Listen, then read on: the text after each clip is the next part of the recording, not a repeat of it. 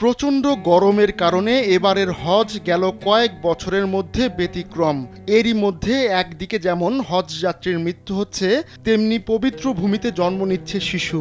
কয়েকদিন আগে পবিত্র মক্কা নগরীতে এক শিশুর জন্ম হয়, পরে তার নাম রাখা হয় মুহাম্মদ।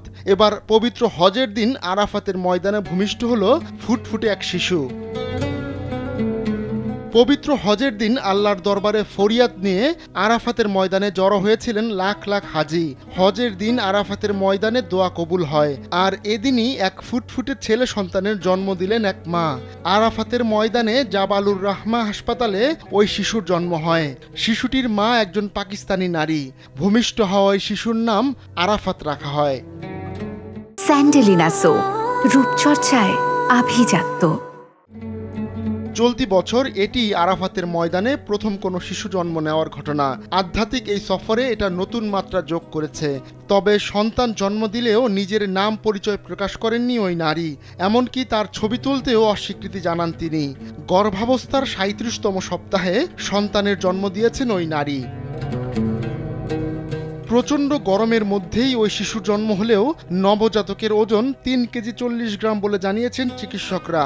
হাসপাতালের সূত্র জানিয়েছে মা ও শিশু দুজনেই সুস্থ আছে, তবে আরও কিছু সময় তাদের পর্যবেক্ষণে রাখা হয়েছে।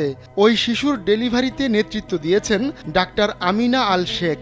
সফলভাবে শিশু ডেলিভারি করতে পেরে উচ্ছ্বাস প্রকাশ করেছেন তিনি। শিশুটির ওজন ও অবস্থা স্বাভাবিক আছে বলে উল্লেখ করেছেন ডাক্তার আমিনা।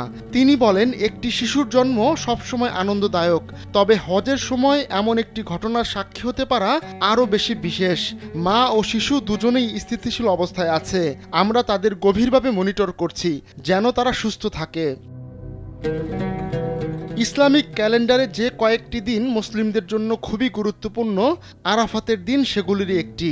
এদিন লাখ লাখ হাজি আরাফাতের ময়দানে জড়ো হয়ে আল্লাহর সান্নিধ্য লাভের জন্য দোয়া করে।